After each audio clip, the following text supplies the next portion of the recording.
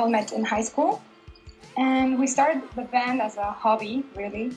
We started playing like every day after school, and then eventually we lost all of our friends because that was all we were doing. And well, that's how we started to spend our time. And we tried all different kinds of styles, and we didn't know how to play at the beginning, so we gradually learned how to play our instruments and how to sing. And then after some time, we realized that we wanted to do it professionally. And we had, all three of us, we had the same level of commitment to the band. And then when we thought we had found our own style, that's when we took the name Candy. And we looked for record labels, and we found one on the internet. We Googled. Then we contacted them and we sent our demos, and they liked it. And that's how a relationship began between us. And yeah, well, after a while, we recorded our first album.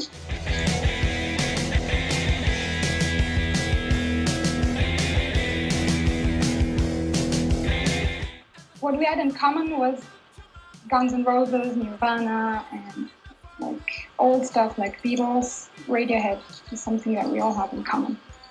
And for example, Michael was more into progressive or punk, and I liked a lot of like dark or gothic things. But then, I mean, that was when we started the band. And I don't know if that was an influence because we don't play that stuff. I really like the second album of MGMT. I like how they developed.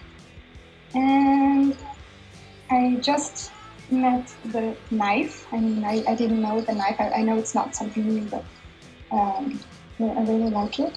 And a little bit of MIA.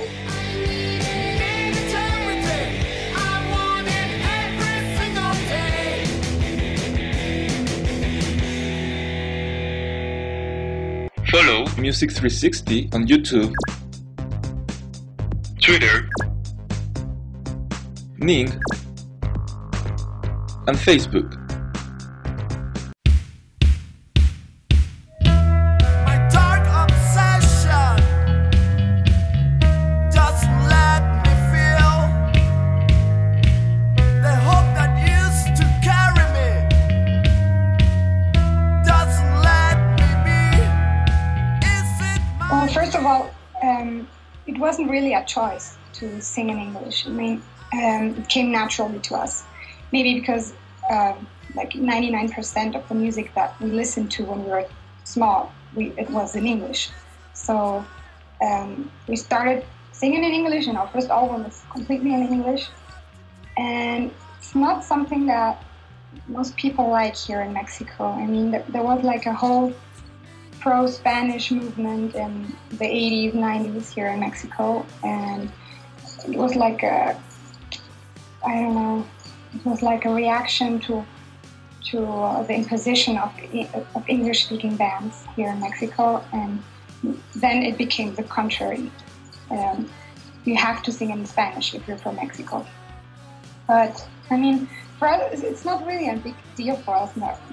It shouldn't be an issue, but I mean, sometimes people don't like the fact that we sing in English.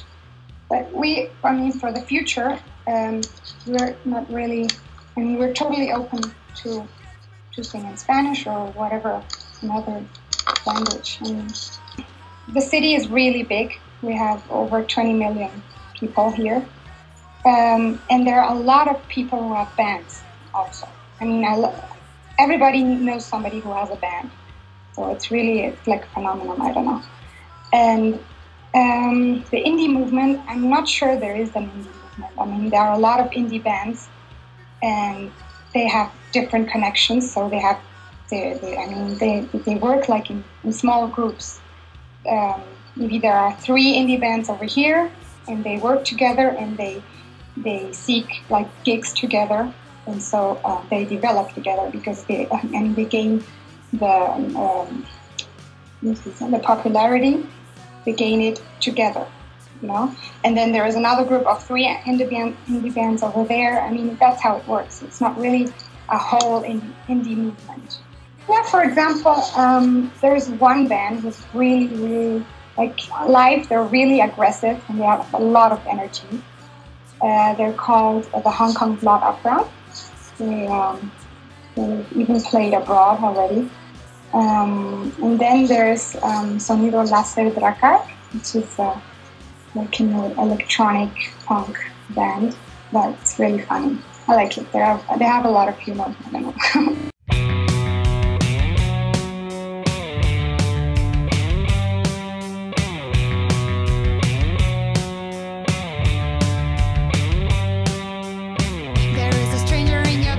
Since we got our first album out,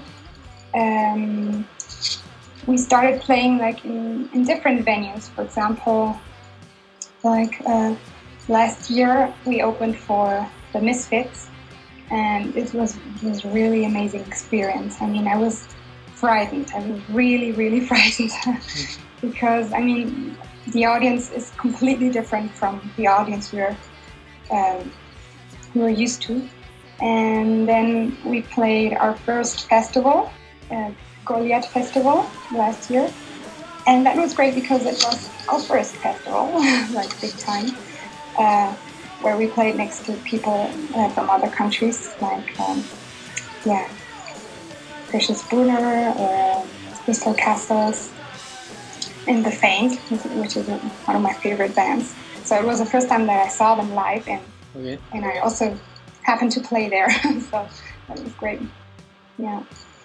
And something funny, I mean, I don't know, maybe I do funny things on the sound check, and yeah, I'm grateful for that because that's what the sound check is for. So, I mean, I do it accidentally, you know, like for example, there was a wireless mic once, and I don't know, the engineer told me, okay, now sing.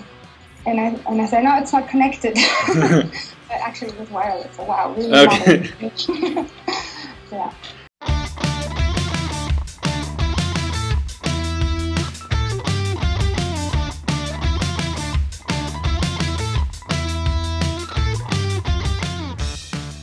I don't really care if something is indie or something is pop. I mean, I think it's just really cool if you can do something and whatever you want, and then be successful at it, and to have people like what you do.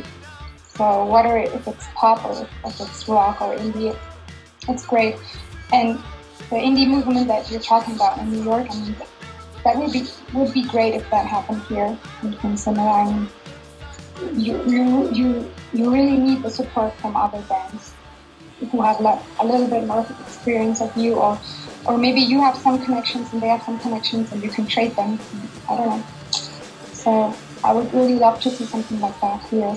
So, well, we really work as a team because we are independent, and we have to invest a lot of our time in everything around the band. I mean, everything besides playing, you know, like booking and management and all of that.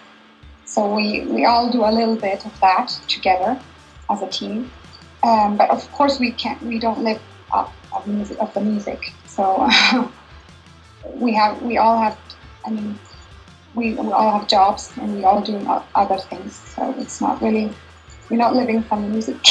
If you want to play there, you have to have like a base in that country. Even if you don't live there, you have to have some kind of promotion, like a promotional work as a background surrounding your material and your band. What else? You also need like a booking agent that lives there or helps you out and wants to make sure that the concert is going to be sold out and everything. So that is a bit difficult if you don't live there. But of course we're trying to, we would like to play sometime soon in Europe, in European festivals. So that would be my dream.